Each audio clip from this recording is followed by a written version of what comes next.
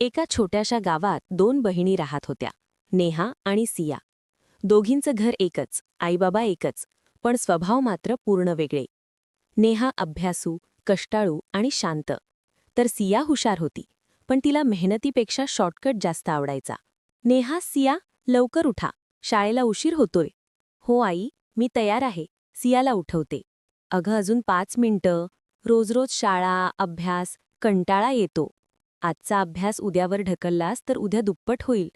दोघींची बुद्धी चांगली होती, पण फरक होता तो सातत्याचा. या परीक्षेत पहिला नंबर मिळवला आहे नेहा देशमुखनं. मी पण हुशार आहे, पण अभ्यास करायला बसावं लागतं. एका दिवशी अचानक वडिलांची तब्येत खालावली. घराची जबाबदारी नेहावर आली. नेहा, आता घर तुझ्यावर आहे.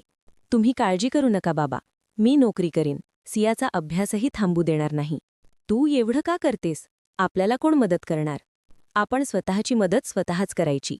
नेहा दिवसा नोकरी आणि रात्री अभ्यास करू लागली. सिया मात्र मित्रमैत्रिणींमध्ये वेळ घालवू लागली. सिया, थोडा अभ्यास कर, तुझी बहीण किती कष्ट करतीये. तिने ठरवलंय कष्ट करायचं, मला माझं आयुष्य जगू द्या. काही वर्षांनी नेहा एका मोठ्या कंपनीत अधिकारी झाली. सिया मात्र नोकरीसाठी धडपडत होती. तुझं रिझ्युमे ठीक आहे, पण अनुभव नाही, सातत्य नाही. सर, मला एक संधी द्या. एक दिवस सिया नेहाकडे आली. तुझं नशीब चांगलं होतं, माझं नाही. नशीब? सिया, नशीब तयार करावं लागतं.